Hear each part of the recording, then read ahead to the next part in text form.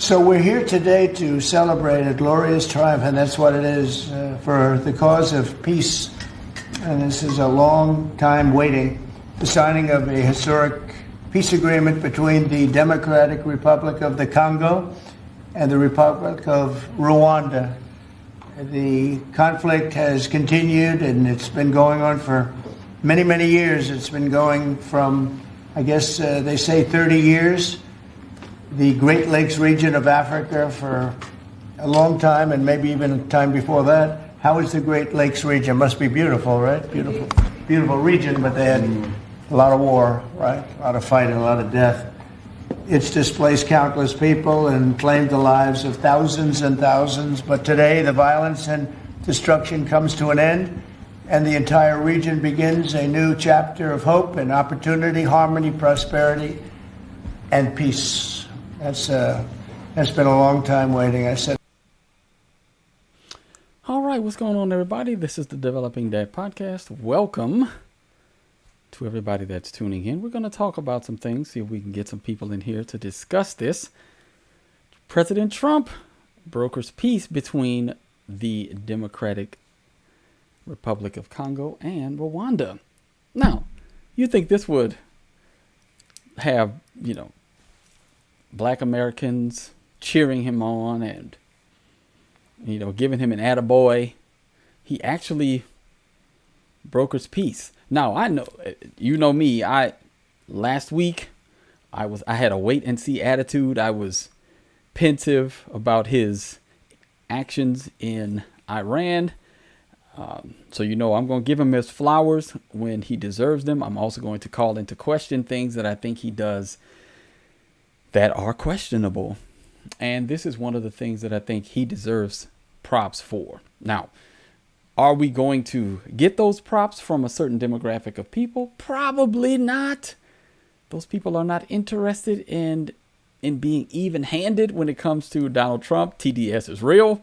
I don't know if you all knew that. Yes. But it isn't like this wasn't in the offing. He had been telling us this for some time now. Let's listen in. Share on your social media about the great news for Africa. Can you tell more for the African people? Everybody's so excited. We do. We have a great news, I believe, coming up with Rwanda and the Congo. And I think you're going to be seeing peace in Rwanda and the Congo and a few other nations right around.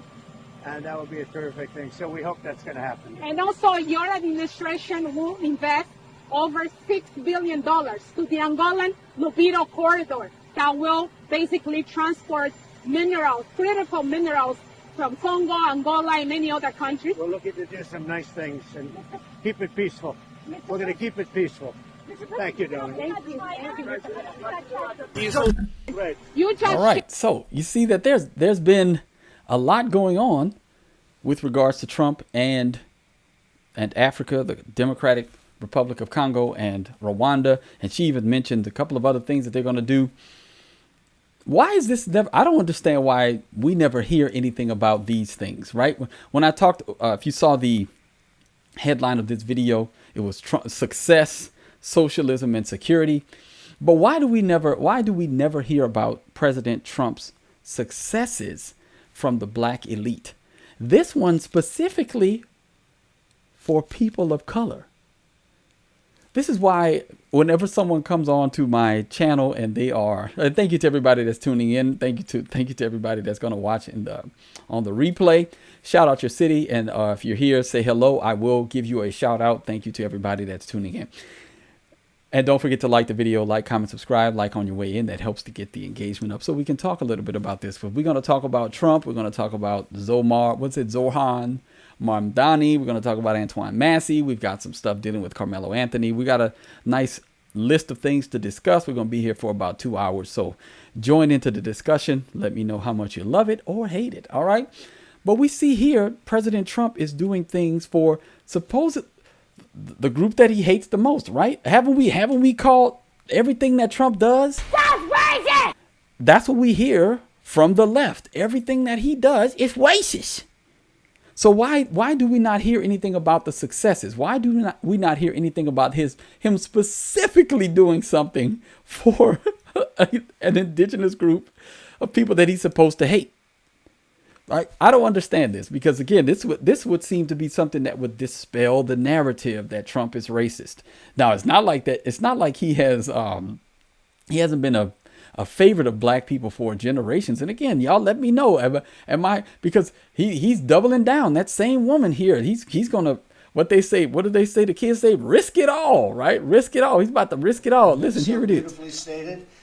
And Caroline said, number one, she did say, and I shouldn't say this because it's politically incorrect, she said, she's beautiful and you are beautiful. I'm not allowed to say that, that could be the end of my political career, but I'll say it anyway. But you are beautiful and you're beautiful inside.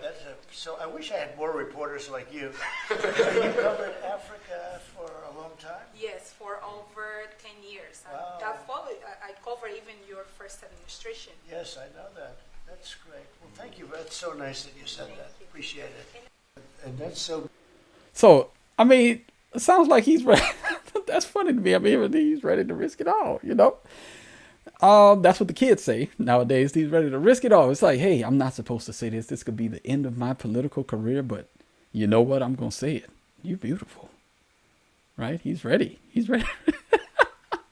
But again, he's supposed to hate black people. He's supposed to hate black women. But we see him specifically doing something for the black community.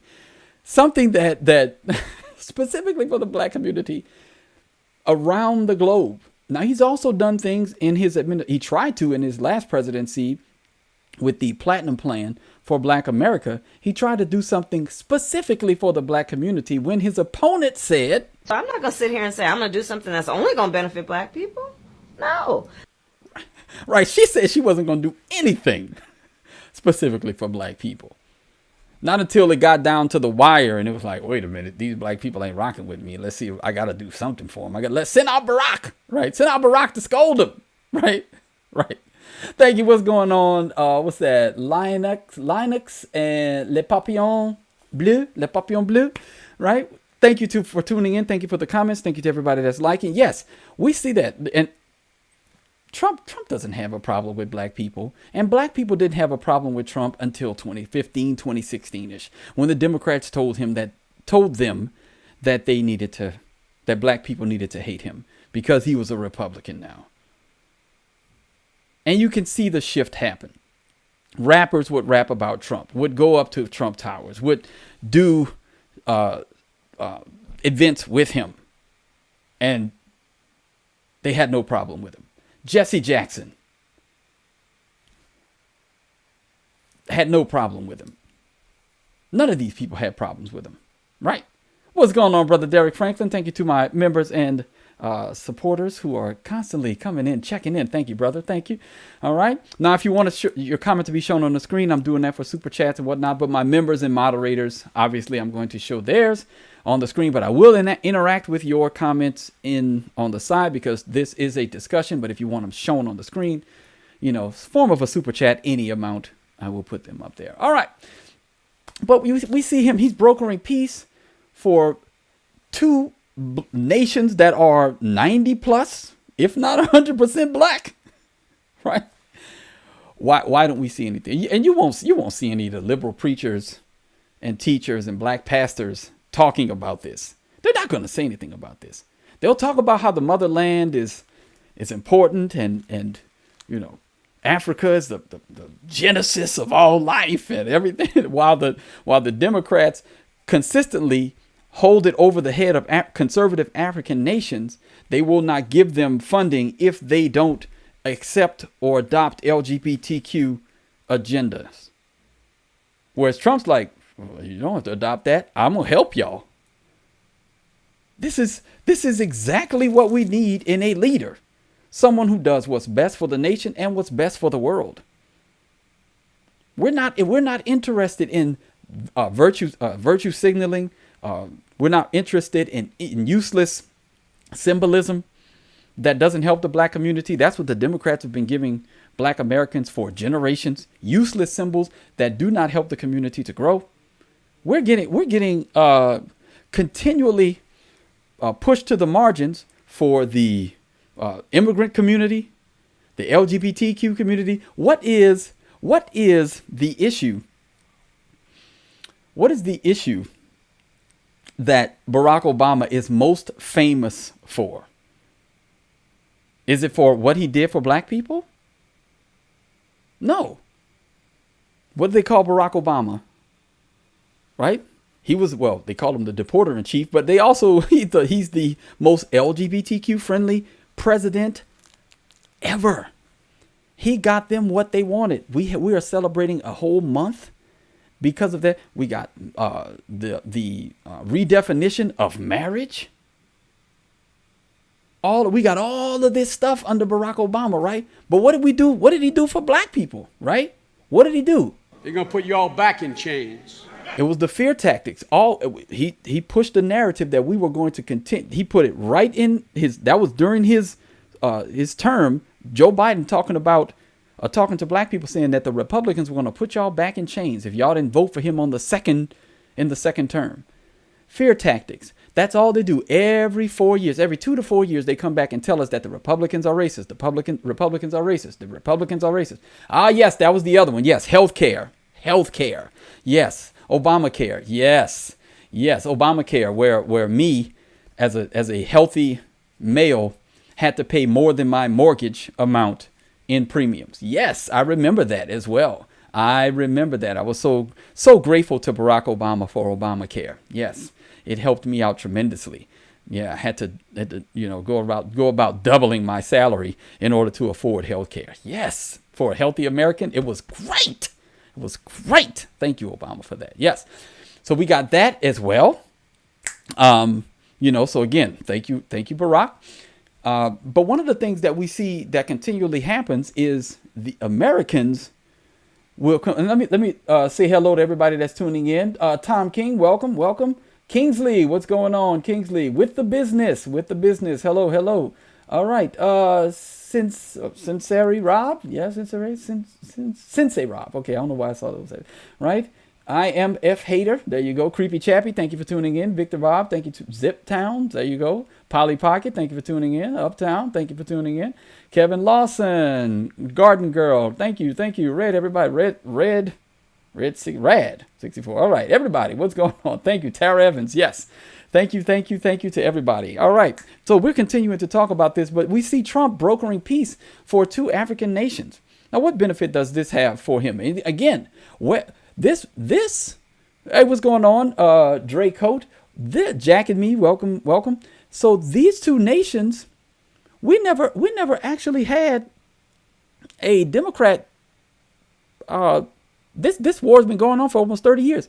We've had multiple Democrat presidents since then.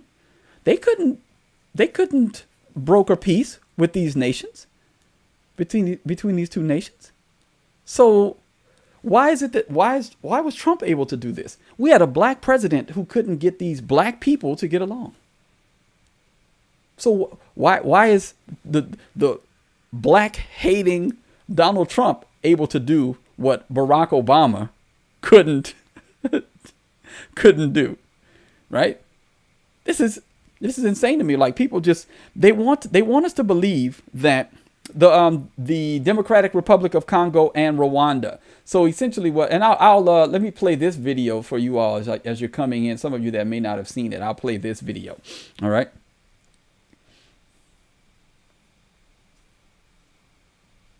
Let me say, hold on one second.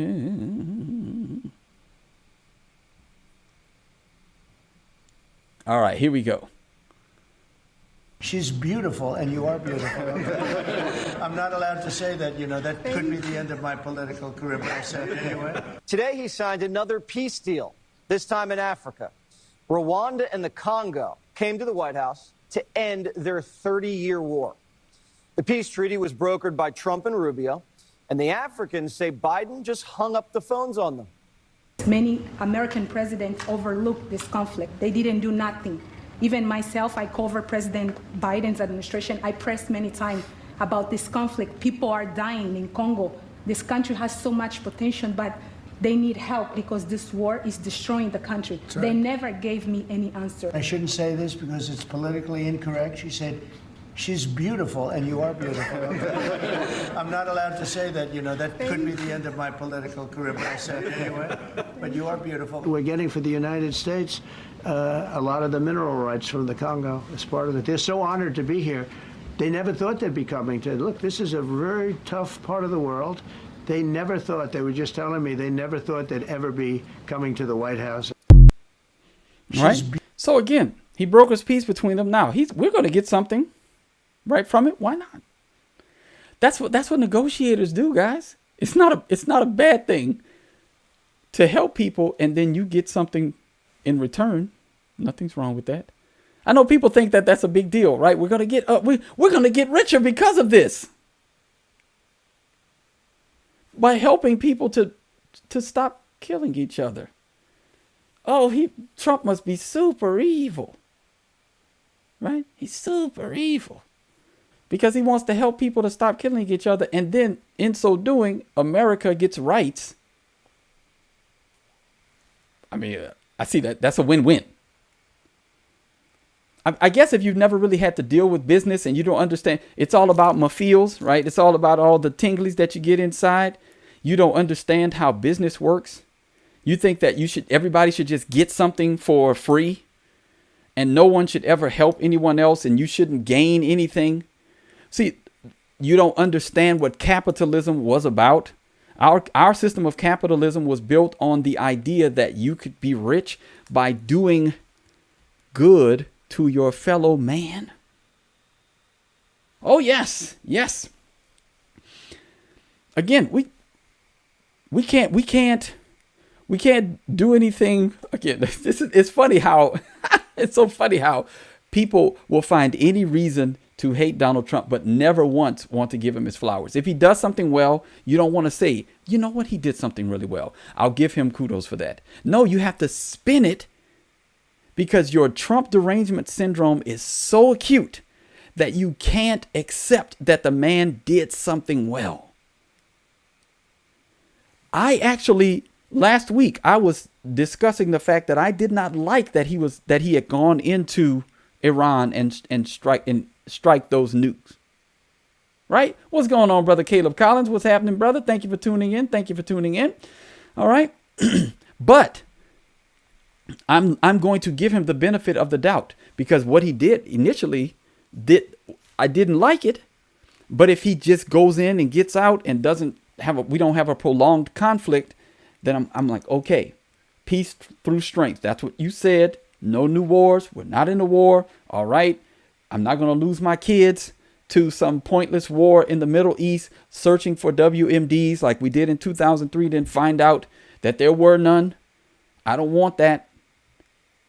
And the Zionist beliefs behind it, I was pushing against that last week as well. I'm never going to be on the Zionism train because the Bible doesn't teach it. And it has been destructive to our foreign policy and destructive to the theology of the American evangelical. I hate Zionism because I believe the Lord hates it. Right. And so there is no pushback when Trump, there's always pushback from the left. Right. So let me give you all two rules of engagement. If you spam the comments, I will ban you. I have no problem with you engaging, but this is not your opportunity to spam my comments with the same thing over and over and over again, whether it be positive or negative. Moderators, you also have the go ahead to do the same. So we want to keep the conversation going, but we don't want people spamming the chat. All right. Thank you to everybody that's tuning in. Right. So now I didn't like that. I didn't like the reasonings behind it. So I pushed back on it. And this week I like what he's doing. So I'm going to give him his flowers. And he also, I see that we don't look like we're going to be into a forever war. So I did an episode saying I like the fact that he's upset with Israel because they violated the ceasefire. He's calling it like he sees it. So let's do this, especially those of us who call ourselves Christians. Let's call balls and strikes clear. let's say when he does something well, that was good. When he does something poor, that was poor. I'm upset about this. I don't want forever wars. I don't want the deficit or the debt to rise. I don't want that. So if I see things going in that direction, I'm going to call it out. But when he brokers peace between two nations that have been fighting for 30 years, there you go. You get it. You get my thumbs up. Okay? You get my thumbs up. Right? So, now, again, and anyone is able to give any opinion they have in my chat, in my comments, but you can't spam. Yeah, don't spam. I mean, I may slow down the chat if I need to, but I think we should all be mature enough, right? If you're not a bot or a troll, just say what you need to say once, and we're good, right? We're good. Okay. Thank you to everybody that's tuning in. Bella 4UO8, Tony Sparks, Inside Conspiracy, Monta, The Awesomeness, Kevin Lawson, Nathan Abner. All right. Jason Nelson, thank you to everybody, right? Arturo Lee, all right, just want to be left alone. All right, Douglas Overton, thank you to everybody. Ryan does stuff. There you go. All right. Okay, thank you to everybody. Raymond Rivera, thank you. James Greenway, thank you. All right, to everybody. I'm just trying to get some of these people that yes. Kevin, what's going on? How you doing? All right. Yes. Okay. So, let's continue to discuss some other things. Now, everybody was not happy about this, but some people were. Let's take a look at it, okay? Let's take a look at it.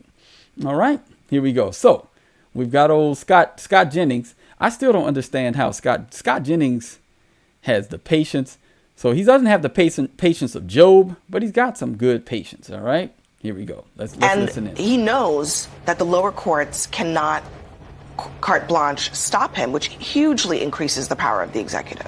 Yeah, look, this is a great week for him, not just because of this ruling, but earlier in the week, the Supreme Court handed him the ruling on being able to deport illegal immigrants to third-party countries, essentially. So he's on a little bit of a winning streak in the courts right now. And you know what a lot of Republicans are saying is, nope, we're not tired of winning yet. This happened. The stock market's at a record high. He brokered the ceasefire in the 12-day war. Peace broke out between Rwanda and the Congo. I mean, gas prices are at a 4-year low for the summer. I mean, win after win after win. And this particular one is the most important because these individual judges had been, I think, unfairly stopping the president from governing. He won the election. They didn't. We don't have 600 presidents. We have one president. And now he's going to be able to actually govern. And so you could make an argument that this week or the last 2 weeks, the best week or 2 weeks of his entire presidency. All right. So that's what he says, right? Checking in. SCOTUS win on activist judges. Stock market record high. Israel-Iran ceasefire. Unprecedented Rwanda-Congo peace deal. And gas prices at a 4-year low. Right? He said Scott is there to raise the IQ ratio because there are a lot of really, yeah. You are so dumb. You are really dumb. For real.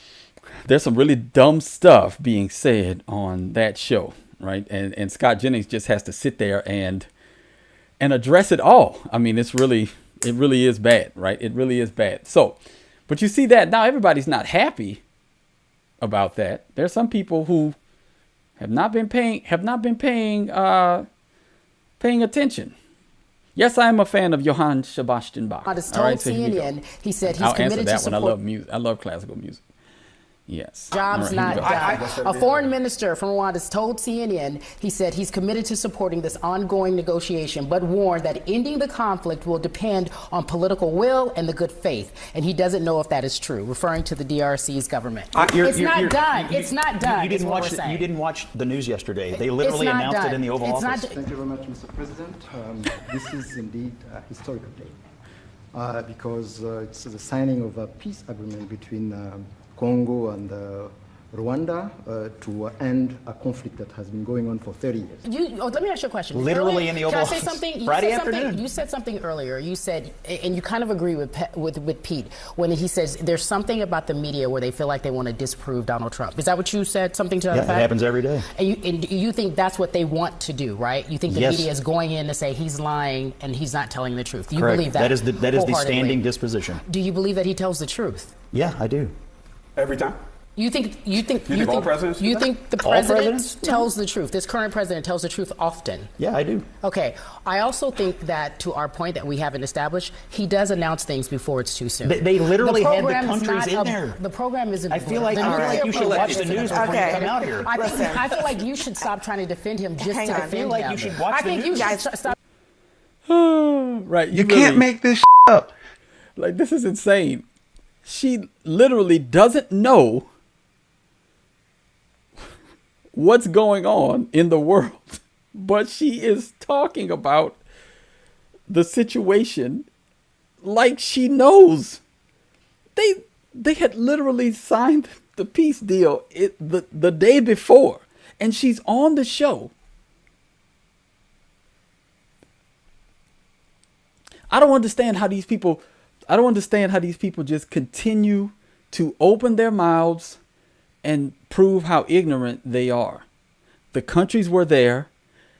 He says it right here. Let's listen in. I mean, he says it. We're gonna listen to this. Yeah.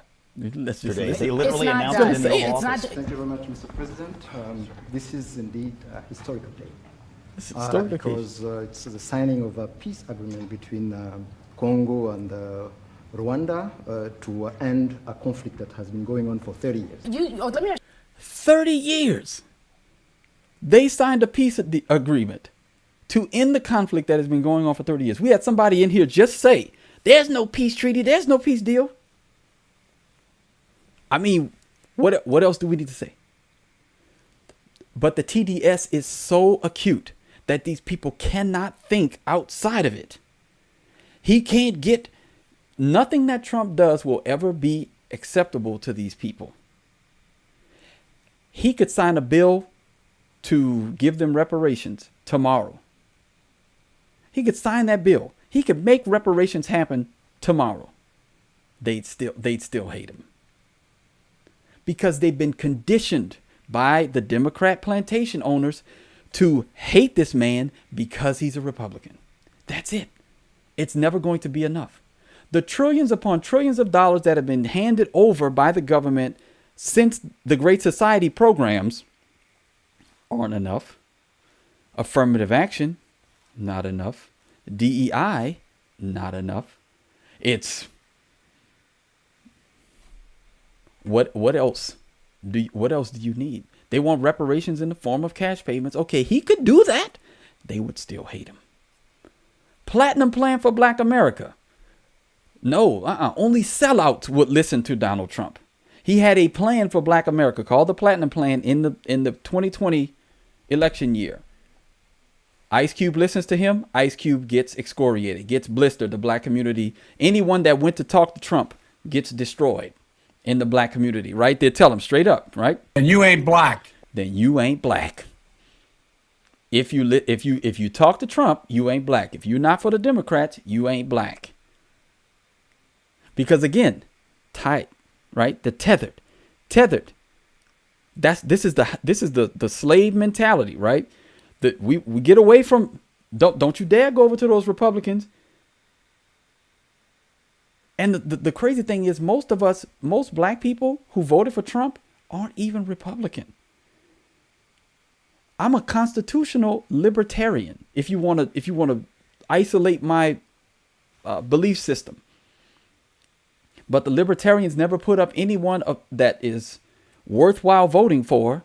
And the constitutionalists, Blankenship, two times ago, I considered voting for him, but he had no real chance. But again, we black people can't even think out. If you're not a Democrat to black people, then you're Republican. That sort of binary thinking keeps black people yoked to the Democrat Party, even though the Democrat Party is showing them time and time again every major city run by Democrats is headed for destruction. Brandon Johnson, Chicago. LaToya Cantrell, New Orleans. Baltimore. Tiffany Henyard in Dalton Township, wherever they are. Just over and over and over. We don't have to even worry about white people doing it. The Republicans don't need to do anything to hurt black people. We do it enough ourselves. Who puts Planned Parenthoods in low-income neighborhoods? Is that Republicans? Or is that the Democrats enacting the plan of Margaret Sanger? So we destroy ourselves. We destroy our seed before it even gets a chance to come into the world. Every pathology that we have has either been set in motion or continued by Democrat policies. And we keep saying that, the Republicans are racist. Republicans don't even have to be racist. If they leave us alone and leave us to the Democrats, it would be, we destroy ourselves. Between the Democrats and the black community, we're on a breakneck path to destroy ourselves. Why would the Republicans need to do anything? They don't have to do anything. If they really wanted us to destroy ourselves, just leave us alone. That's it. Just leave us alone. We'll do it. Right?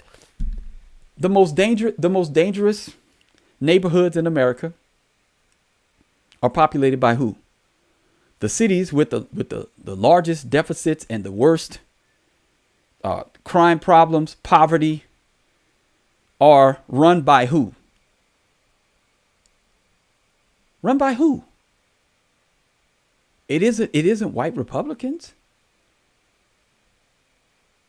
Again, we see this, so much of this, we talk about, we want to focus all of our energy on the boogeyman, Trump, and the Republicans, while the Democrats are slowly eroding the black community, moving them out of the way so that they can get a new stock of voters into the position of power, I guess, if you want to call illegal immigrants powerful, but it's just a new voting bloc that's going to replace black people. And essentially, when we're done, they'll just cast us to the side. Right? Democrats have been running the same playbook on black people for 60 years now? 60 years. Lyndon Johnson said it would be 200 years he could keep us inwards voting for the Democrat Party. 60 years down, 140 to go. Right? And they will defend to the hills.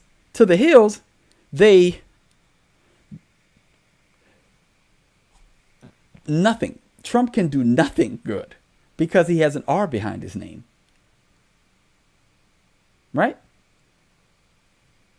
Thank you to everybody that's tuning in. I can't get to everybody, but I appreciate you all. We got 972 people. Could you get those likes up if you're in here and you're liking the video? Get those likes up. I'd like to get the engagement up to about 50%. We got 972 likes, so 600 people watching now. If we could get those likes up, appreciate you. We get more. Yeah, we get more money.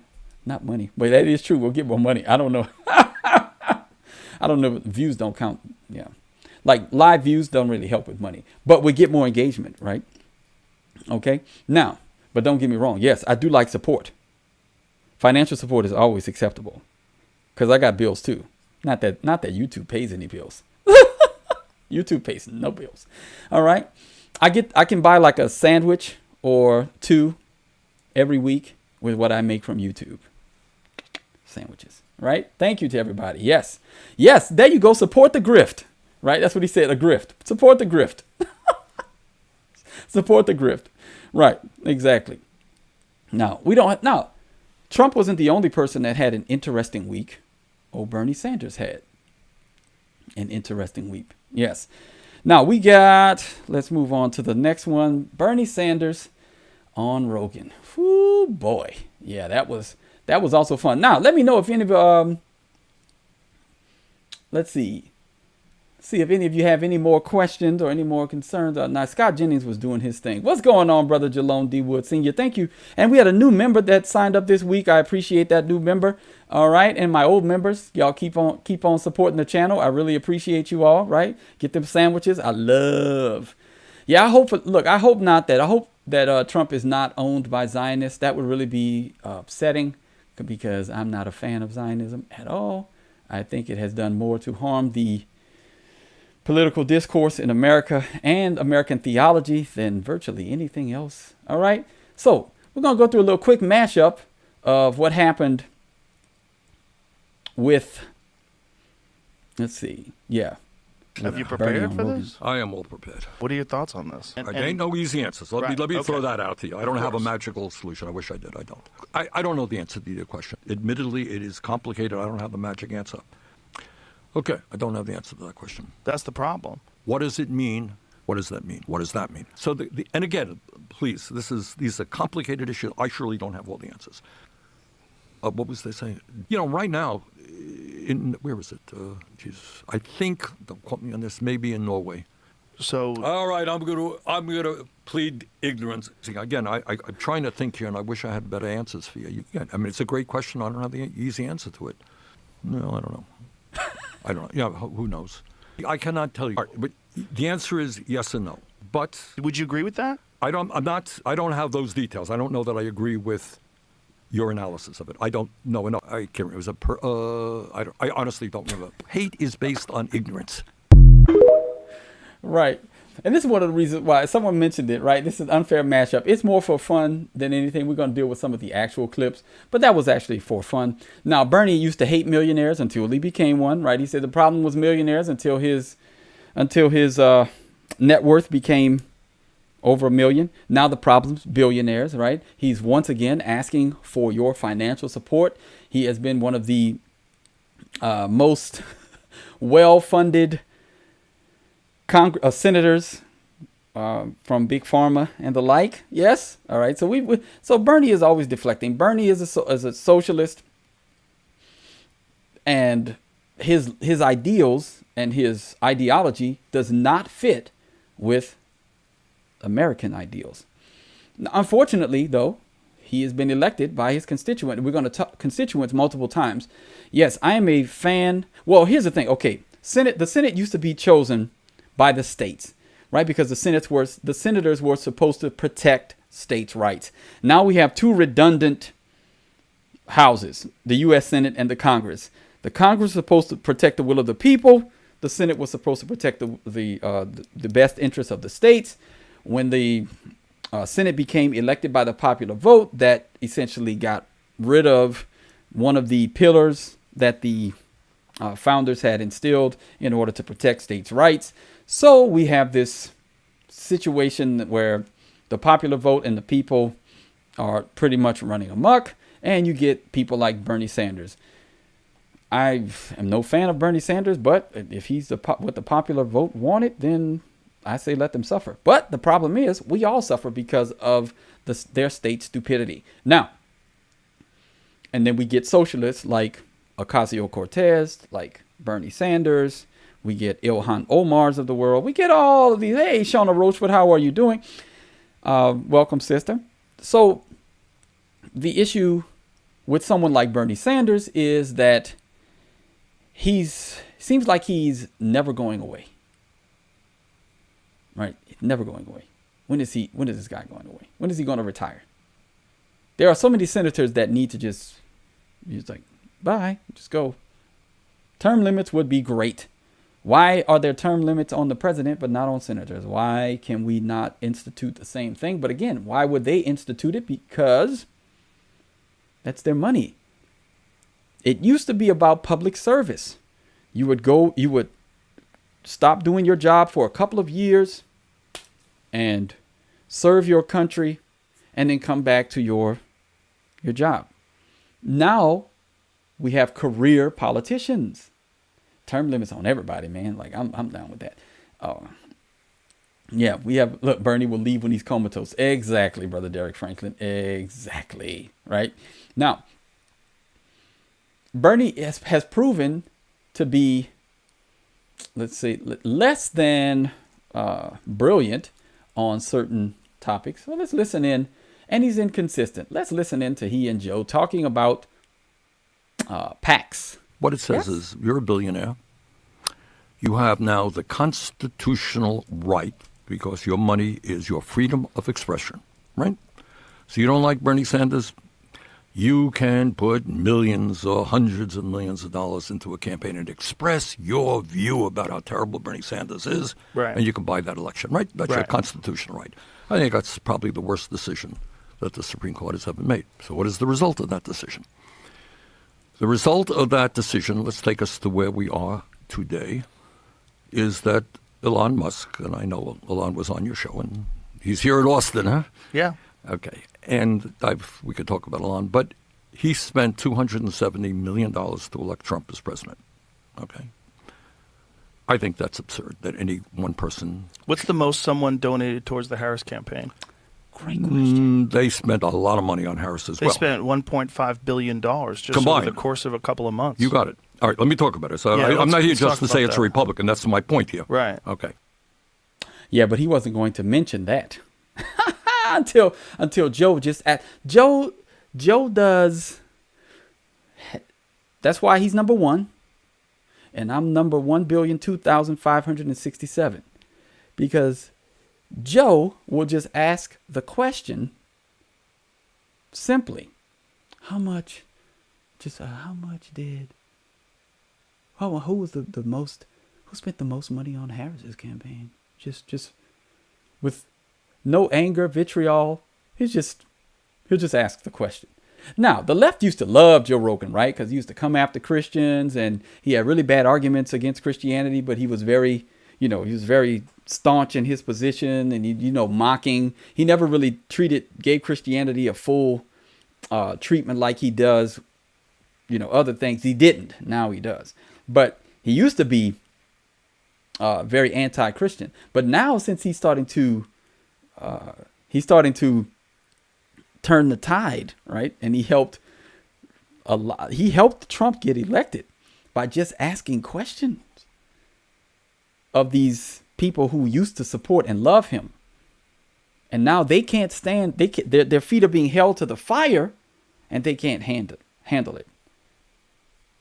Okay? Now, this wasn't the only thing that happened, right? This is unfortunate that this person, Bernie Sanders, they're inconsistent, and they only want to point out things that the Republicans do incorrectly in their mind. But let's listen in. He gave some more interesting takes. Let's listen in. You got to deal with this climate change issue. And I know that, there are some people who think climate change is a hoax. It ain't a hoax. I think the last 10 years have been the warmest on record.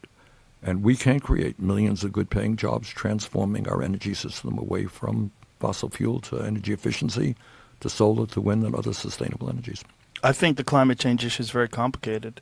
And I think, did you see the Washington Post piece that they wrote, where they did this long-term view? First of all, the reality is that the Earth's temperature has never been static, right? We could both agree on that. It's always been up and down. There's been ice ages and heat waves. And then the Washington Post looked at it. What was the time period that they looked at? That essentially they found that we're in a cooling period.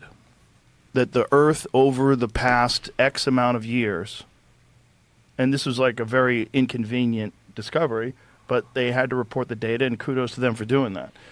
Scientists have captured the Earth's climate change over the last 485 million years. Here's a surprising place we stand now. So look at the far end of that graph, and you see we're in a cooling period. Well, I'm not sure. Well, he's like, I'm not sure. The scientists. Hold on, look at that.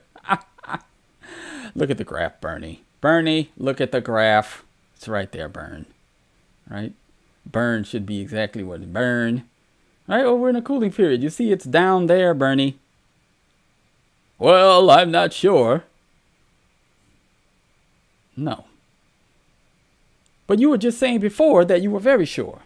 Now you're not sure. Which one is it? Because is it just this? I just want some money. He just wants some money. They just want some money. That's all. It's very lucrative. The climate change issue. It's very lucrative. You can a lot of money, right? A lot of money off of this. And again, as long as the Democrats can milk the system and gain more money, they can, yeah. Someone says, show us the graph. Well, let's see. Let's just go. All right, so we'll show. You want to see the graph? All right, scientists have kept. Let's do this. All right, let's see. Washington Post. I don't know. Washington Post. Let's see. What's that? Climate change.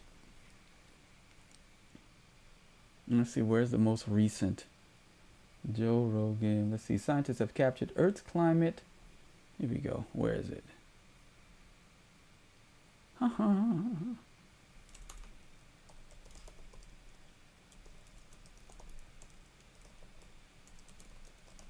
Now, we can always do that, right? Washington Post. Now, I don't know. I'm not paying for the Washington Post, but here you go. You like it? I will go across. See if they're going to ask me to sign up. See, I'm not going to do that, though. I ain't signing up. Yeah, no. Right? But there's the graph. Right? 485 million years ago. That's the 30 degrees Celsius, a little bit above 30 degrees. Then it goes over to current, right? Fahrenheit. We're lower. Right? Yeah. Okay. So, anyway. All right. These idiots are telling the software developer how to learn learn to navigate his computer. People say some stupid stuff, right? They'll just give you this. You are so dumb. You are really dumb. For real. I've forgotten more stuff about computers than you know. But you're going to tell me to dummy. All right. Anyway, continuing on. Let's see. Now, we've got Bernie. Now, Bernie is in a long line of people who have been trying to push America further and further down the socialist road, right? So much so that he and his nonsense have gotten us to the point where we're about to elect this guy in New York. Anyway, I'm not about to elect him, but y'all know about this guy, right? Yeah. Right? Mamdani, Zohran Mamdani, right? Says white neighbors should pay higher property taxes. The price is white. Yes, the price is white. Okay? Now, I agree. This guy is disgusting. Zohran is disgusting. Yes, you're right. Absolutely. Look, I'll put your on the screen. Disgusting, this guy. Yes, Zohran is very disgusting. You're absolutely right. Absolutely right. So, like, give all the stuff, right? Give us all the free stuff, okay? Now, make no mistake about it. This will be an absolute travesty, right? If he's elected for New York. But unfortunately, we can't control that because New York's population is at this point trending towards it not being very American. So why would they have American ideals when the vast majority of them were not born here and are not looking to continue the American experiment? They want to bring their country's ideals here to America, right? And that's where we get situations like this. All right, let's see. Bring this over here. All right. What is Sharia law? Yes. What is Sharia law? Yes. You denounce it, though. I'm asking you. I am running. I know, but that's the point. If you're going to run for mayor, you have to denounce it. You denounce that. What is Sharia law? I come from a political tradition Donald Trump describes as the enemy within. We came here to remake this state in the image of our people. That's Sharia law.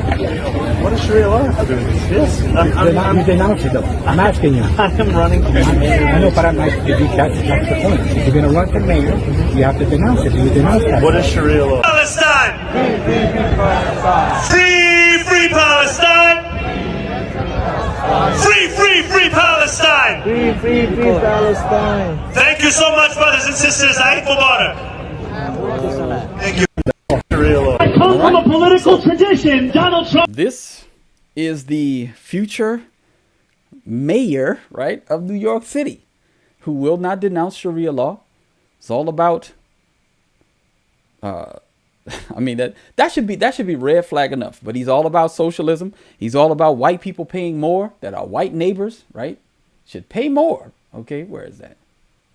Your white mayors, your white neighbors should pay more. This is not some. Is this a fake headline?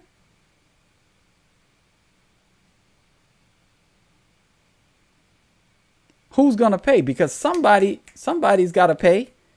People aren't going to do the work for free, and you can't run a city at a deficit. You at some point have got to earn. Somebody's going to have to pay for all of his programs, or you'll be like Brandon Johnson, $1 billion in the hole.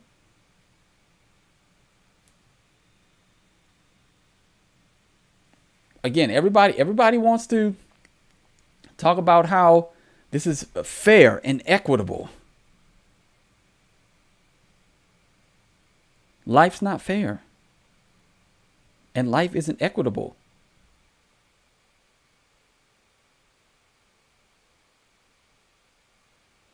Once you realize that, and you learn how to be content where you are and work to make your life situation better, and stop worrying about what everybody else has. Like Jamal Bowman says that black people have more comorbidities like heart disease, cancer, and obesity, diabetes, because we're constantly worried about being called the N-word by white people. If you are constantly thinking about, if you're constantly thinking about the other man, if jealousy is a poisonous emotion, covetousness, envy, those things will destroy you from within. And if all you have to do is promise, where's the quote? Hold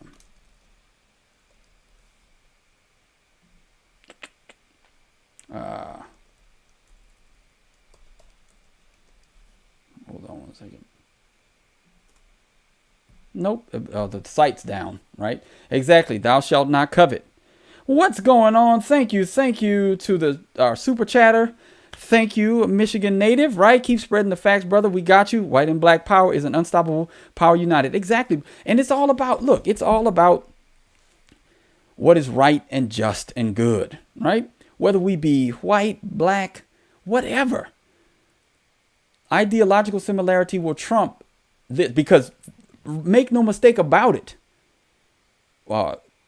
The ideologues on the left are united in their mission to destroy America. They want to remake it from the ashes. Right. Thank you for that. I can eat 2 more sandwiches. Right. I got you. Thank you. That's right. That's right. I like those Walmart sandwiches. Right. The ones that they make in the $3 a piece. But unfortunately, the left is not going to stop. They're going to keep pushing the envelope. They're going to try to destroy America and remake it into something in their image. Now, James Madison, again, I'm going to find that quote. I got to find it, right? Because he's the father of the Constitution. I need to find it. I had it saved somewhere else, but that site went down. All right. This is the father of the Constitution. This is what he says. Okay, James Madison. People will say, well, he owned slaves. Okay, and so what? All right. I cannot undertake to lay my finger on that article of the Constitution which granted a right to Congress of expending on objects of benevolence. There you go. The money of their constituents. And this was for a $15,000 to $19,000 gift for French refugees. We dropped that.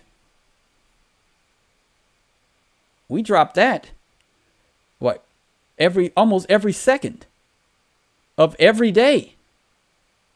Yeah. Of every day. Right? But these socialists think that this is normal because we've been pushed. America has been moving further and further towards socialism for generations. Now we don't even think like the founding father, James Madison, who said this $19,000 y'all trying to give this as a benevolence. No, I can't. The Constitution doesn't allow that. I can't lay my finger on an article that allows you all to do this. So stop it. But now we just dole out money like it's nothing. It's like, hey, here you go, right? Every politician knows that all they have to do is play to this desire of their constituents. I just want some money. And they'll get elected. Stuff. That's it. Promise them the stuff, you'll get elected. And this is anti-constitution. This is anti-American. As we come upon the 4th of July, we need to reclaim what the founding fathers saw as the principles that would keep this nation going, right? Yeah.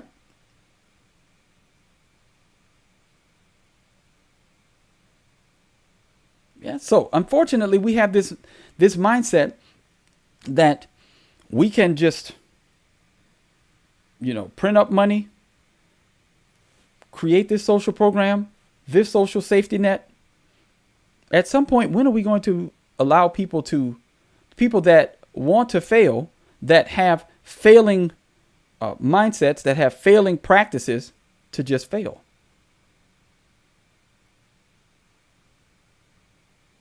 At some point, you have to stop treating people like children and see which adults are going to survive. There can be a social safety net for people with disabilities and the like, but diabetes isn't a disability. Obesity isn't a disability. So when you game the system, you have more and more people that are milking the system. How long before the system can't handle the strain and the load and it collapses upon itself? Right? That these are questions that we need to begin to ask. And we've got the Zohrans, right, of the world testing. They're going to test. He's going to test it, right? He is going to test it, right? So he's got some other stuff to say. Yeah. Let's talk about immigration, deportation. Are you committed to keeping New York as a sanctuary city? Absolutely, because ultimately we've seen that this is a policy that has kept New Yorkers safe for decades. It's a policy that had previously been defended by Democrats and Republicans alike until the fear-mongering of this current mayor. And it's a policy that we've seen ensures that New Yorkers can get out of the shadows and into the full life of the city that they belong to. And it's one that I will be proud to stand up for. Well, the border czar, Tom Homan, has said that he is planning to deploy ICE agents to New York, worksite enforcement to essentially increase and enhance the number of ICE agents here. If that happens on your watch, how do you plan to handle it? We have to stand up and fight back, and we haven't seen that from our current mayor, who has instead been working with the Trump administration to assist in their goal of building the single largest deportation force in American history. I mean, we saw ICE agents arrest a migrant at Federal Plaza, and then we saw NYPD officers arresting a pastor who was peacefully observing that arrest. Those days are going to come to an end when I'm the mayor. The NYPD's job is to create public safety in the city, not to assist ICE agents in their mission to attack the very fabric of this city. The fabric of the city? So illegal immigrants are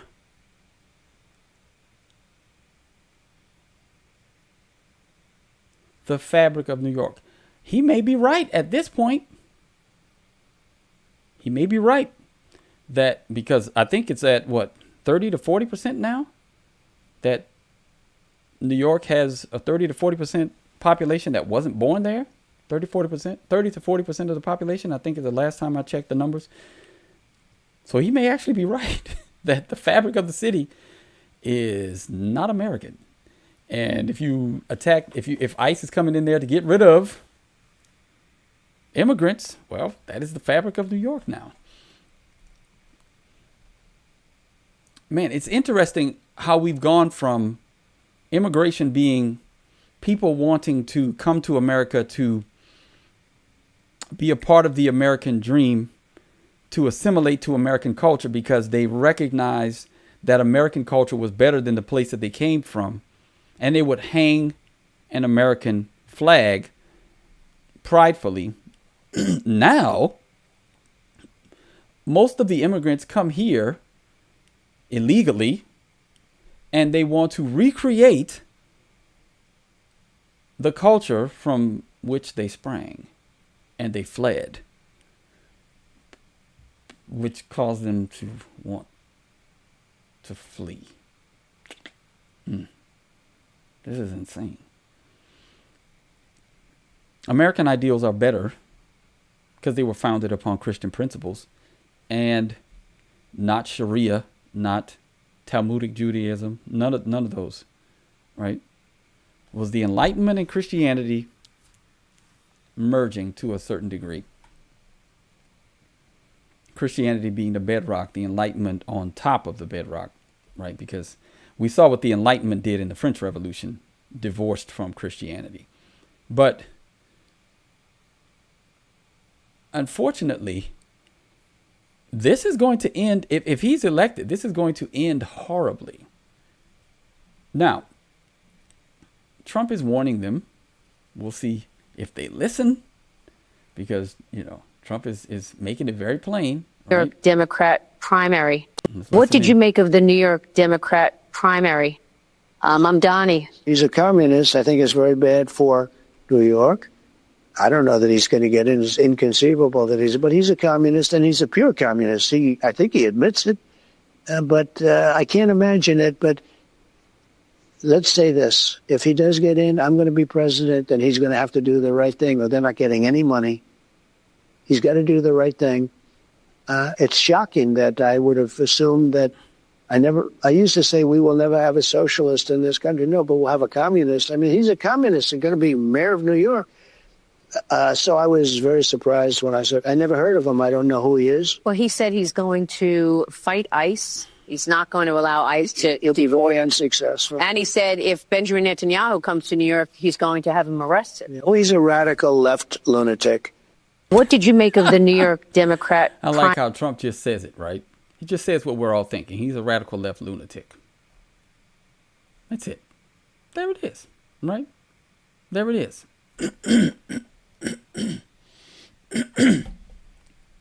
Daniel says that we need to educate ourselves. I'm very aware that the Pledge of Allegiance was written by a socialist. I know that. Your ignorance about what we know is astounding. You just assume because you're quite overconfident. Goodness. He thinks that everybody, but I guess we're supposed to change our mind about America because of that one little fact. Maybe. I don't know.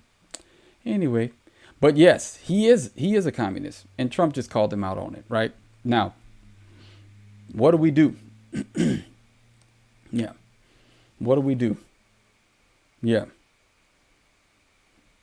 Yeah. What do we do when and again, we can't stop New York from doing something stupid. Now, there are some people who are trying to say that Trump should enact, what is this? Yeah.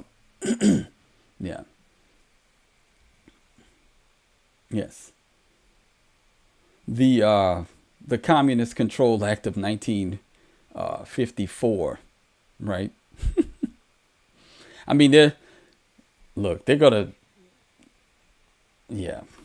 There's some people who are saying he needs to do that.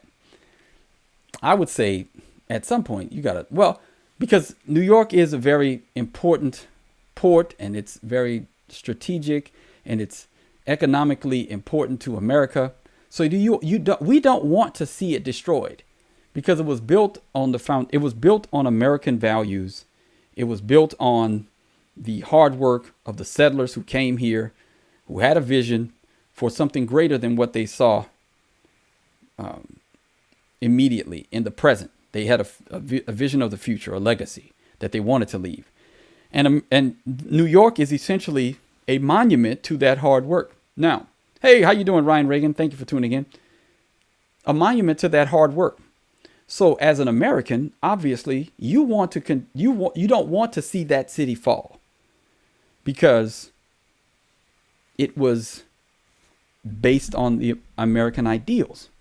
So one part of us thinks, yes, don't allow New York to fall. Fight hard, right? Fight hard for it. And then another part of you is like, man, is it worth trying to fight for what seems to be captured land? But then you have to look across the pond and see what happened when you don't fight, right? The United Kingdom is a clear and present example to us that we can be overtaken from within. And it's already happening. I showed you the video in the last live, right? Where the Imam is essentially saying that the Muslim Imam is essentially saying that they want to take over America, right? And I'll show it again because some people may not want to believe. We are buying these churches. We bought 3 churches so far, converted them to masjids, and now we have one we are buying with a school to make it, because we have to serve the same people. The people who were part of that community, one day they will be Muslims. So we'll make it into a masjid and an Islamic school for our children and their children, inshallah. 100 years ago, they invaded the Muslim world and they built missionary schools and destroyed Islamic schools and masjids. Today, we bring the favor back, turn their churches into masjids and their schools into Islamic schools. Bring the light of Islam to here. We're able to buy ready to go institutions that have been there for a long time, but they emptied out. And now it is time to be filled with Muslims, with reverts, converts.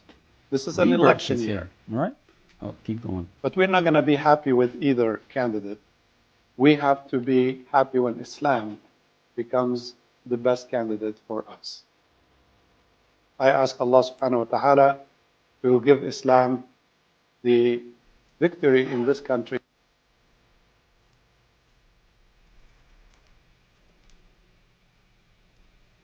All right. So, I mean, I don't know. What do you want? What do you want? What do you want me to say? Now, for those of you who claim that there's nothing Christian about America, I would suggest this book to you. It's called America's Christian History, The Untold Story. Very good book. I was looking for it on my shelf, but I couldn't find it. So I figured, just show you, right? Very, very good book. It will help you to understand that when you say that America, nothing Christian about America, that you sound like an absolute fool. But yeah. All right. Now, let's continue on. So Zohran is just the logical progression of the erosion of the American foundation into what we see today. Social programs, Doge having to get rid of USAID waste, the printing of the fiat currency, just, whatever amount we need, we print it up. We make new money. We devalue the dollar continually.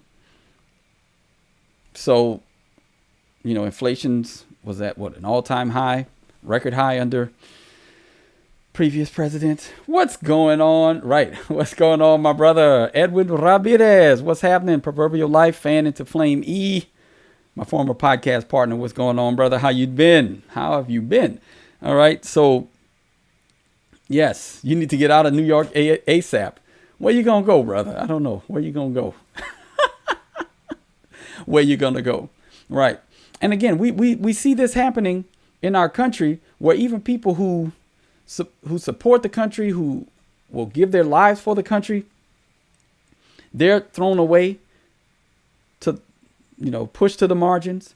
But people who have no vested interest in the country and want to come here to earn money to send back to their family in the countries that they fled from, or they want to get on social services and milk the system that they have not poured into, they're given elevated status. How long can we maintain that before the system collapses upon itself? Right? How long? Okay. And again, people will ask me, and they're always asking me this question whenever I say something about Christian Zionism, how I'm no fan of Christian Zionism. Then you must be for Islam. No, I'm not. You can not like both of those. It's called being a Christian. I don't like Talmudic Judaism. I don't like Islam. Either of them, because I'm a Christian. Right? I think they're false religions. Both of them, because I'm a Christian. And because I'm not a Christian Zionist, I haven't been given over to that false teaching that the promises were made to a nation. I believe what the Bible says about the promises being given to the offspring, who is Christ. And I did a video about that. It's got about 3,000 views. You should check it out. I'll link it in the description. Okay? Where I break down how Zionism is toxic. Toxic. And I give you an extra letter too.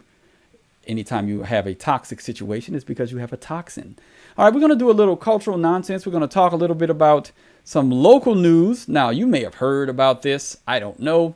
But there was a recent jailbreak in New Orleans, and the second to last prisoner has finally been captured, Antoine Massey.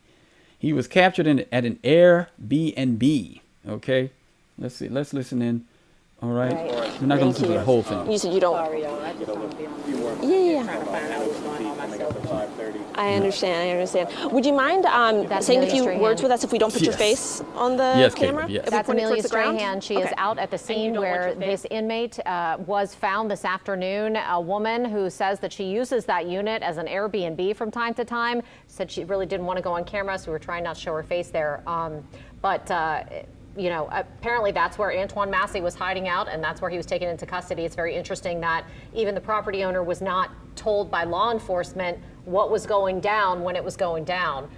So that tells you just how much they had to secretly inject themselves into that situation as to not alert Antoine Massey that they were on to him, go in there, get him peacefully, and get him out of there as quick as they went in almost. And I can tell you, from a house that they approached earlier this week, this was on a Derrick Groves tip, yes, that law enforcement did assemble in force with multiple different agencies, and they very, very intentionally did not make, say, a SWAT scene or surround a house. They kept it completely kind of quiet, almost like undercover surveillance to determine if, in fact, Derrick Groves was at that location. Right, and he was not. We're going to go back out. All right, and so you see, he was finally captured. Now, he's been on the run for over a month. They broke out. I don't know if you all are familiar with the story, but they broke out of jail with the help of some people who work for the jail. And he's specifically been posting videos in various different locations about his situation and about how he's innocent, and the DA and the corruption within the New Orleans police. The system, right? The sheriff's office and whatnot, and the DA and the prosecution and all these others. He was posting videos about this stuff. And it's been absolutely laughable that they could not catch this man with, I don't know if y'all see, but he has face tattoos, neck tattoos, and the like. He's very easily identifiable.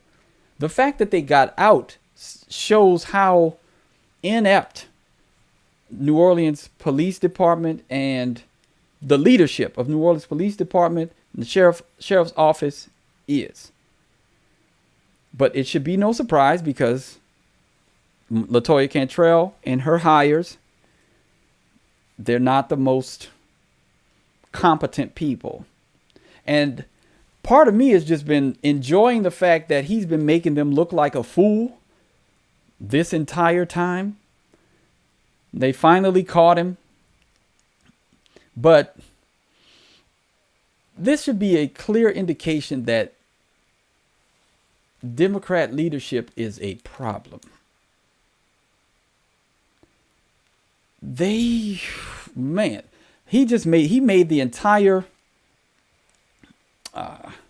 New Orleans Police Department look foolish. Now, I see y'all are having a very interesting conversation. Part of me wants to jump in on that conversation about Islam and Christianity. But yeah, there is no connection between the God of Islam and the God of Christianity. That has been the Chrislam foolishness has been purported for too long. We do not worship the same God. God reveals himself a certain way. If I told you all that I loved my wife and I begin to describe her features and I'm describing a woman who looks nothing like her, you would question the validity of my statements. The same thing about God. These three religions describe God very differently. They worship God very differently. And so we're not worshiping the same God. Only for people who have limited understanding about the religions do they think that they are somehow similar or the same. We're worshiping the same God. Let's just say that. Different names, different descriptions, different methods of worship. But yes, we're all worshiping the same God. So that only works if the person believes that God has not spoken and that he has not spoken clearly. So great. You discount God's revelation of himself, but then try to tell us that we worship the same God. Right. Yeah. That's why nobody really cares what atheists and agnostics think about religion.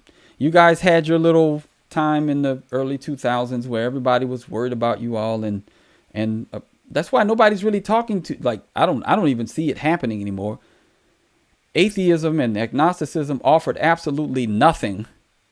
They tried, right? Oh, the nuns are growing, blah, blah, blah, blah, blah. We're seeing more people move toward Christianity now because of atheistic, secular humanism and all of its claims have quickly been shown to be, again, how many times do we need to see this? But incapable of answering the four main questions: origin, meaning, morality, and destiny. And we don't care. You guys, look, you guys are just... You are so dumb. You are really dumb. For real. We don't care.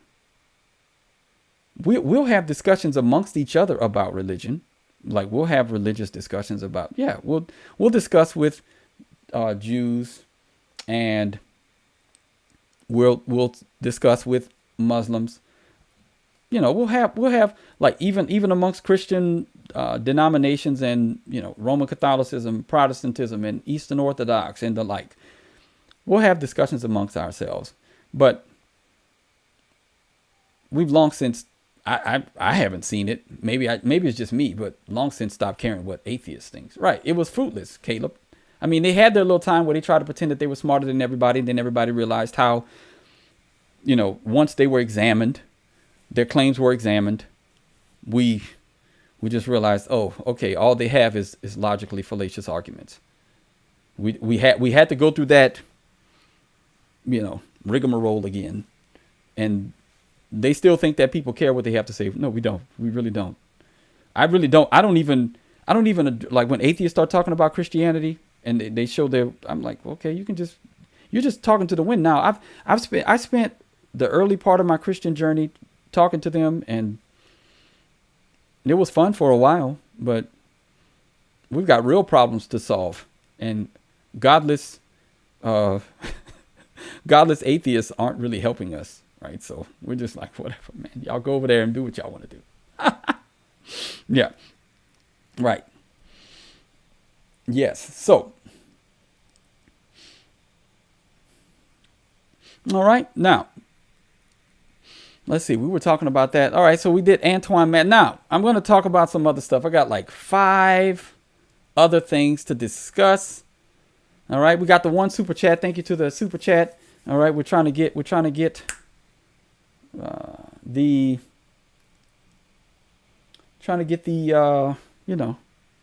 the train rolling. I have subscriptions to pay for. Thank you to everybody that's tuning in, and I appreciate you. I got sandwiches to buy, subscriptions to pay for. It ain't free, guys. It ain't free. All right. So this is another thing. We talked about this. We're gonna make this the Antoine Massey situation is essentially that he's been captured after over a month on the run after escaping. He has finally been captured, and that was just a little something local for my local folk. All right, let's talk a little theological topics. I want to talk about this one because this one's been grinding my gears for a while, and it's something that I see happening all too often. All right, so let me check. Hold on one second. Let's see. All right.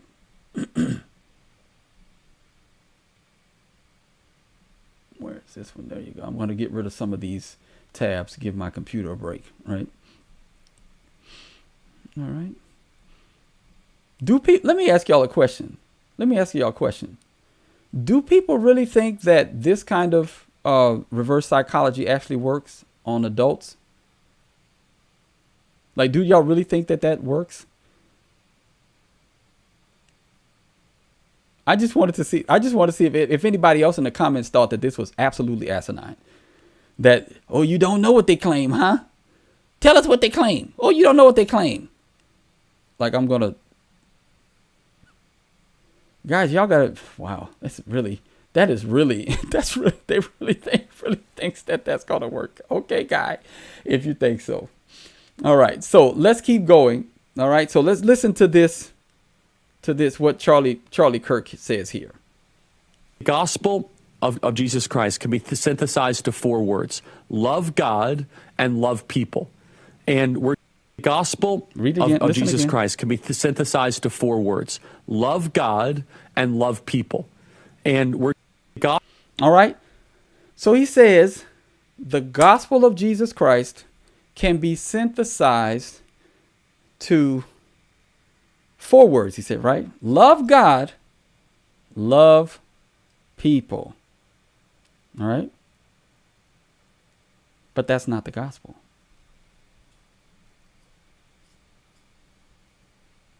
That's not the gospel. Right? The gospel is not love God, love people. Anybody know what that actually is? Right?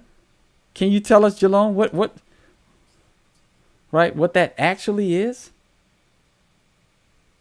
What is that? What is that actually? Right? Exactly. Right? Exactly. No, it is not exactly. What is it? Right? Thank you, RMF49. That's the law. That's the law. The law. And the law and the gospel are separate things. So not only is Charlie Kirk a Zionist, he doesn't even understand the gospel. This is why when people go into the public square discussing Christianity, you should have your antennas up. Charlie Kirk is a Zionist who doesn't even understand the gospel. Thank you, Jalone. Exactly. It's the law. Love God, love people. That summarizes both tables of the law. Jesus says it. Love the Lord your God with all your heart, soul, mind, and strength, and your neighbor as yourself. On this hang the law and the prophets, not the gospel. And there are pastors who get up in pulpits. Charlie Kirk isn't alone in this. Why is he not alone? Because this, just like Zionism, has been parroted in the United States Christianity as the gospel. Every time I hear a pastor preach this message, my mind is blown, because this is clear. This is easily falsified with just reading. You could read through the gospel accounts. Jesus will falsify this. Paul will falsify it. Peter will falsify it. The law and the gospel are not the same. The law was our schoolmaster to bring us to Christ. But the gospel is the message that you can be saved because Christ kept the law. Right? So this is, I've seen pastors make this mistake. I've sat in churches where pastors make this mistake. And you just have to think, is it because of theological ignorance that they make this mistake? Or is this a calculated strike by useful idiots who are being conditioned by forces that they don't seem to understand to push people away from the true gospel of Jesus Christ and to get them working and serving and giving their lives to the service of McChurches.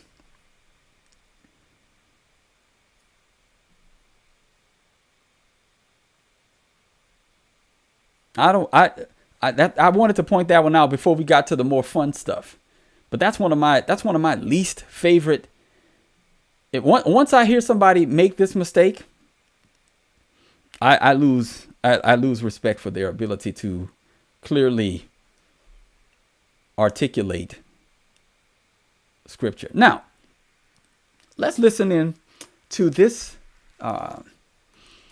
let's go to this. We're gonna do a little cultural. Yeah, we're gonna talk a little black cultural nonsense. All right. Yeah.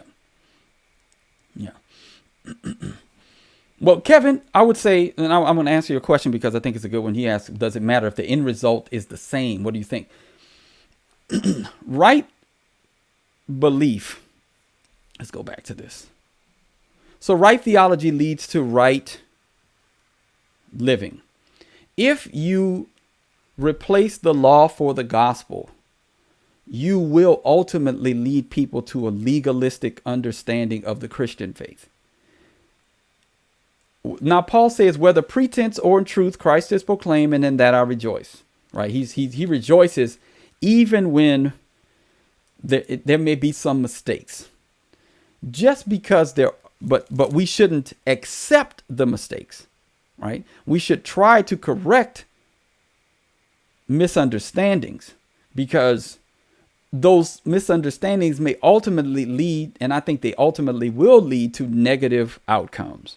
So you can't replace the law with the gospel and expect that the full counsel of God will lead people to live a godly life when you bind them to that understanding that the gospel is love God, love people. The gospel is not that message. That's the law. Now, because of the gospel and the change that happens within us and the Holy Spirit living within those who believe and us becoming born again, we are able to keep the law. And I think that's one of the things that people miss. And that's why they'll say the law and the gospel are the same. Like the love God, love people is the gospel. No, it's not the gospel. But because of the gospel and us believing the gospel, we are capable of keeping the law after that. Right? So we've been given the ability to do that.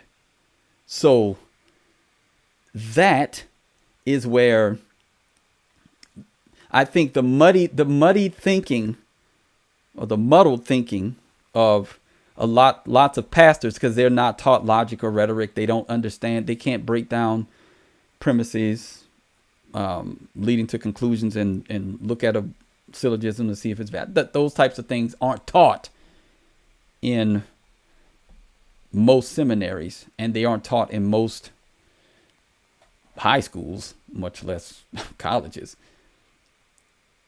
We get a lot of people who can't clearly articulate the gospel, and then they can't reason from premise to conclusion when they themselves are up there, preaching, well, what I said was just false, or they don't have anybody there to help them with that, right? So that becomes the problem. Yeah.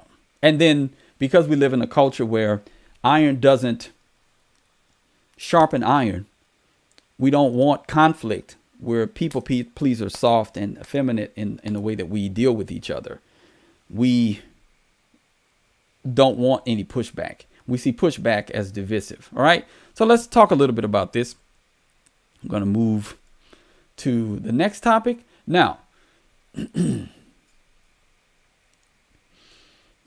all right. So I wanted to find out whether this was true, and it looks like a post is posting it. Thank you, Kevin. Yeah, I tried. Yeah. And again, we can agree to disagree, but I appreciate the pushback, because that was actually a thoughtful question that, was something that could actually get the juices flowing, get us thinking about things. I love that kind of pushback. Excellent. Right. So after raising $540,000, Carmelo Anthony requested a taxpayer-funded public defender, claiming, wow. So we poll, y'all. Simultaneously, his family raised their donation goal to $1.4 million on Gifts and Go. We're indigent. Wow. Wow. So they blew. Wow. So I wanted to see if anybody was reporting it. There was speculation. Yeah. So $500,000 that you could have used to pay for some attorneys, a good attorney, to help fight this case. You decided, obviously, that wasn't enough money. You had to come up. You had to come up, right? You had to come up, right? Everybody with sense could just. I just want some money. That they were just grifting. They just want some money. That's it. They just wanted some money, right? And people are. Let's go check.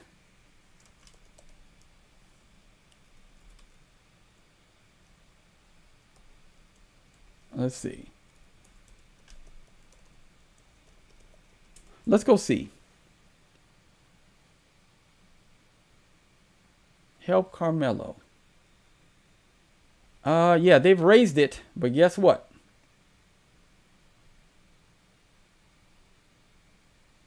Ain't nobody's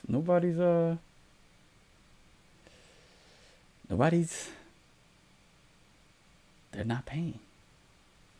Let's see when the last donation was. 10 hours ago. Okay. We got some most recent, right? People got some most recent. Let me check. Most recent donations. All right. 120. There's still some people that believe in the grift, right? 10 hours ago. They're still doing something. Definitely not as much as it was before, but they're still they're still getting it, right? They're still getting it. They're getting it. Somebody's paying some money, right? Somebody's paying some money. He said, Crit, what's going on, Crit? He said, Hellcats don't buy themselves. You're right about that. You are absolutely right about that.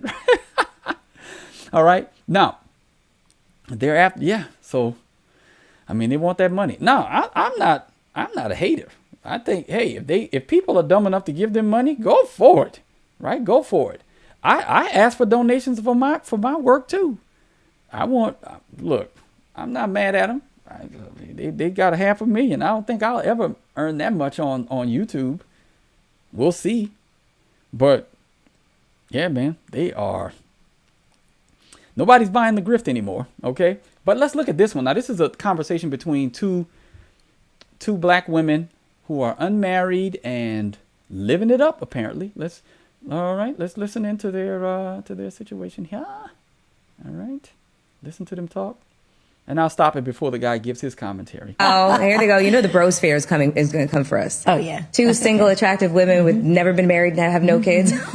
And beat every statistic. No problem. You can say that. I'm good. Yeah, I'm exactly. good. I'm very happy. I'm very happy with that. I don't have conversations about who's paying child support or who's going to watch the kids. I get up and fucking go, and I do my career, and I have a great time, and I take care of my mama, and there's great conversations. And I'm not pun intending to the ones who do, because I have girlfriends with kids, but our conversation is, she has to find a babysitter on Thursday night if she's coming. Who's going to take care of, if I'm willing to do it, but I'm the one that's trying to go with her. So the conversation is different. Or she's in court, resolving a divorce. Or she's in court, resolving child support. Or she has to figure out how to co-parent with him, her, and everyone else. Bruh. Yeah. It is not lonely over here. And it's not stressful over here. There's a lot of projection that happens. You know what I'm saying? Like, I can't tell you how many times I see in comment sections, my comment section, or otherwise, where men are just like, with the laughing emoji, y'all bitches are going to die alone, et cetera, et cetera. And I'm just thinking to myself, no, we're not. The reason being, women, we have very strong communities. Yeah. We have forged really strong bonds with our girlfriends, and we take really good care of each other, and we check on each other. Well, all right. So they're not going to die alone because the sisterhood will take care of them. Jalone, you're probably right. Unfortunately, you're probably right. I would, because if you know what Melissa Ford is famous for, right? Video vixen. Cheyenne Bryant is famous for relationship advice. I think she's a PhD, right? She got it, right? I'm a PhD. Educated woman, right? Dr. Cheyenne Bryant. But unfortunately, we don't, personally, I don't care. They beat all the statistics, essentially proving that the statistics are against them and they are the outlier. You're the outlier. Most women will not have what you have. Most women will die alone. Most women, because even if you have the sisterhood or the girl code or the, whoever around you, who says that they're going to be by your bedside? It's normally husband, children, grandchildren by your bedside, right? Excuse me. By your bedside. And that's what they mean by dying alone. You will die having left no legacy, no one to look at and say, the things that I've taught will live on into the next generation. There's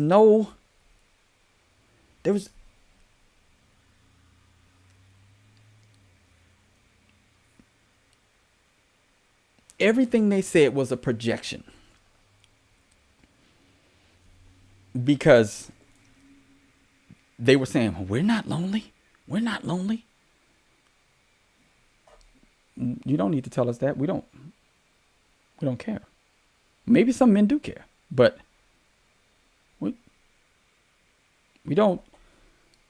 I have a wife that I lay next to every night. She lays next to me every night.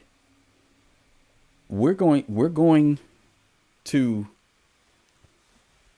till death do us part. That's the goal.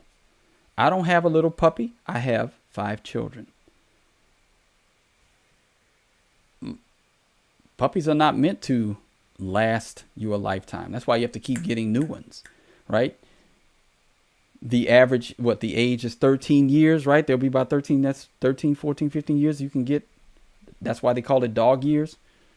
Buy a dog and die alone. Now, actually, you're going to have to buy multiple dogs to die alone, depending on how old you get. So they're the ones that are projecting. Yes, they're girlfriends who have multiple children. The headache, I guess, of having to get a babysitter. Okay, I mean, I guess that's the least of our concerns. Getting a babysitter. All right, well, then eventually your children will grow up and you'll have the freedom to do what you want to do as an empty nester. But then the prayer is that they'll bring grandchildren back and fill the house with laughter, love, and joy that way. And so when things were done the right way, the traditional way, what we call it, but God's way, essentially, you had a large family around you. And that's what they mean by dying alone, because you won't have that family unit around you that's going to help you so one of the problems with group homes or elderly homes is that we don't have the cultural practice of taking care of our elderly anymore. It used to be that you would take care of your parents raised you, and you would return the favor so that when they were in their old age, you would take care of them. Now, just send them off to an old folks home. Get them out of here because they're wasting my time, right? I don't want to be around these kids. I don't want to be around this old person. We hate the young and we hate the old in our society. And we wonder why we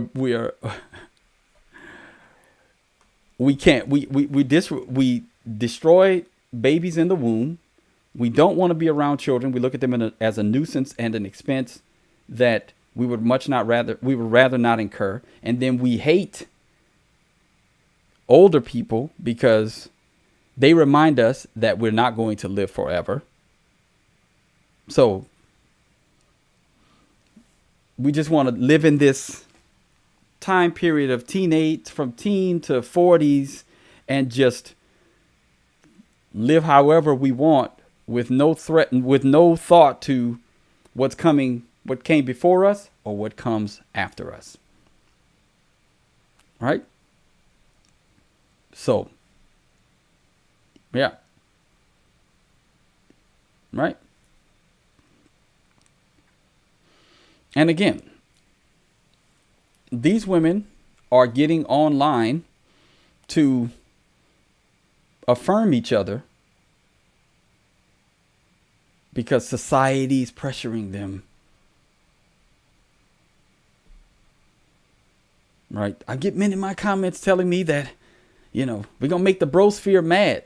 Why would we make the what bros? I mean, we don't care. Y'all are aging. You're going to continue to age, and you can't stop that.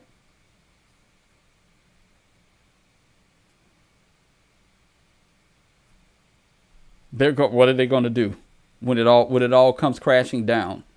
I'm going to be right next to my wife.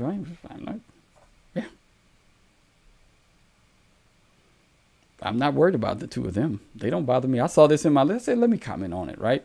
Well, but this is the part of the problem with black culture is that so many of the women in black culture have been conditioned, and we talked about this in the last episode.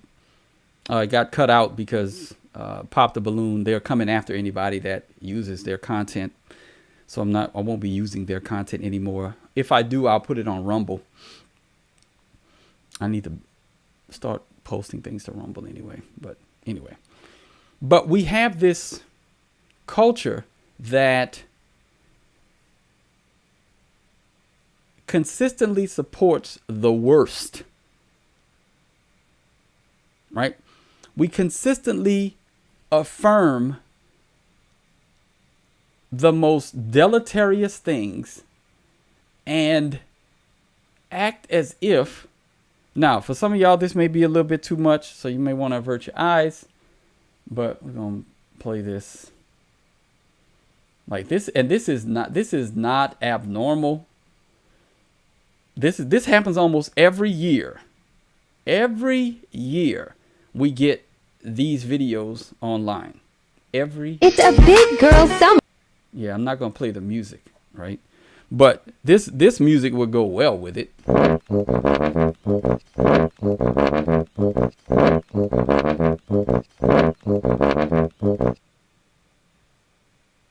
This is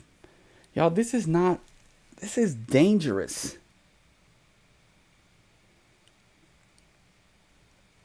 The amount of visceral fat, diabetes, heart disease at this party. And we celebrate this. It's Big Girl Summer. Every year you're going to see a video like this. Every summer, without fail, you're going to see a large group of black women posting a video like this. Never fails. Last summer, I did the same thing. Different video, different women, same idea. 2 summers ago, I could have done it. Different women, different video, same idea.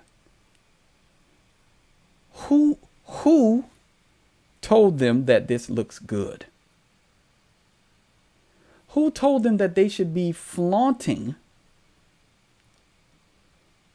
Most of the hair in there is fake.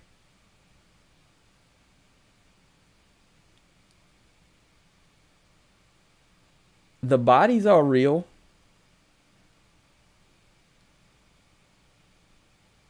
And again, nobody's saying they can't wear bathing suits. Wear your bathing suits. But don't pretend like this looks good. Let's stop pretending. This is unhealthy. And this is why this week I've got a video coming out. I'm working on it. And the title, the working title is, let me say it. The American Evangelical Church is plump.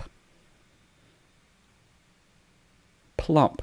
And that's going to be the acronym PLUMP. Y'all know how I do it on my prepared videos where I do the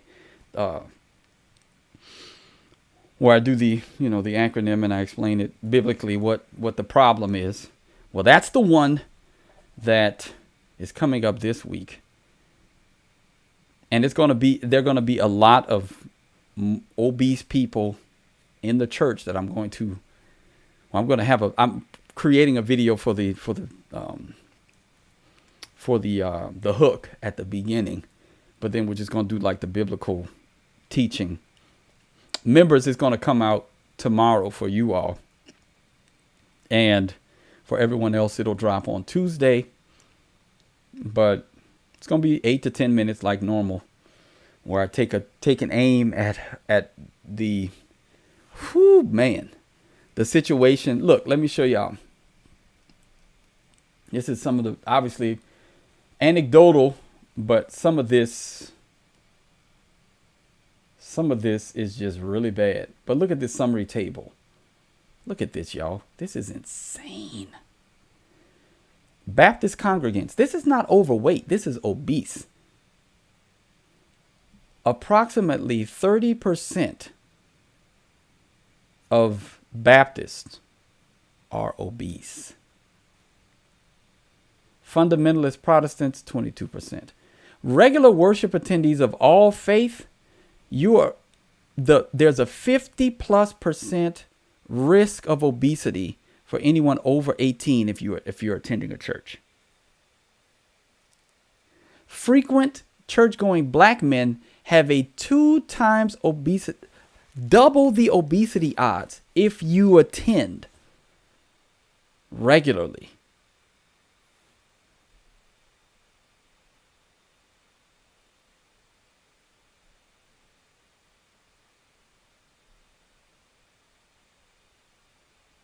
Now they say Seventh-day Adventists have a lower obesity rate because of their health focused. But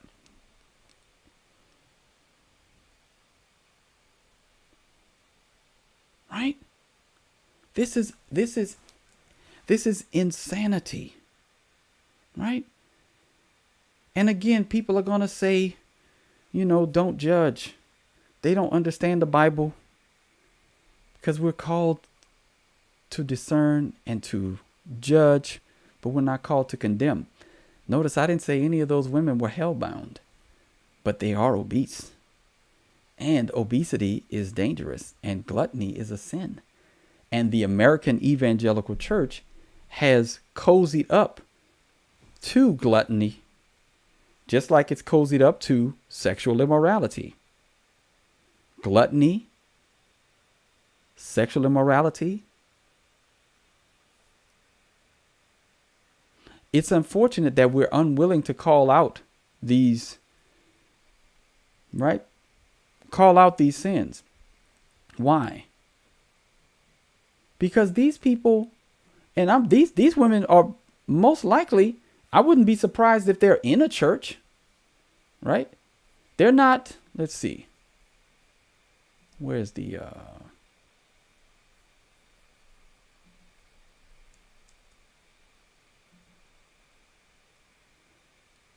this is, and I'm going to point out all of the, yeah. And it's not just a black thing. It's across evangelicalism. Like you have, but I'm looking at like this video right here. People say these women are about the same size as the women in that video. Now they're not wearing bathing suits, but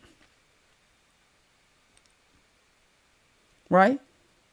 You got the mother who's got oxygen, and virtually everybody there is overweight. But I grew up around this. This is what's happening in black churches to this day. And it's happening in the vast majority of evangelical churches, apparently because 30%, right? 30%. And I'm going to be talking about this on that video. But unfortunately, people believe that this is okay. And you won't. This is the problem that I find in most of the churches, specifically evangelical churches, Protestant evangelical, not all Protestant, but evangelical churches, is that they're unwilling. Like a pastor would never call out the women in this church if they looked like that. Why? Because if he did, then he would lose them to another congregation, and then that's a loss of money. Because women are the vast majority of black churches. Their black church is very effeminate. So they would never call this out because those women give, they're in the congregation, they need to keep the lights on, so they won't call this out. They won't call out fornicators because the vast majority of their congregants are fornicating, right? You don't believe me? Okay, well, let's just do this. We'll go to Pew Research. We'll let ChatGPT find us in the Pew Research, right? All right. Statistics.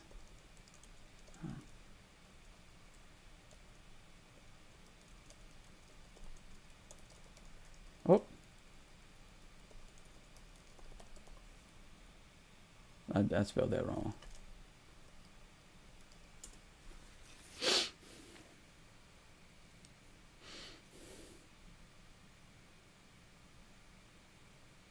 You see this? 36% of evangelical Protestants say that sex between unmarried adults in a committed relationship is morally acceptable. 78% still say sex outside of marriage is morally wrong, a much higher rate than the general. But who are actually practicing it? That's the issue. 80% of unmarried evangelical Christians aged 18 to 29 reported having had sex. 42% were in a current sexual relationship. You lose 80% of your congregants.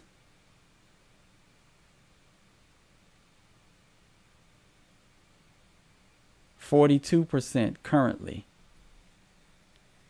If you start telling them that what they're doing will cause them to not meet the kingdom.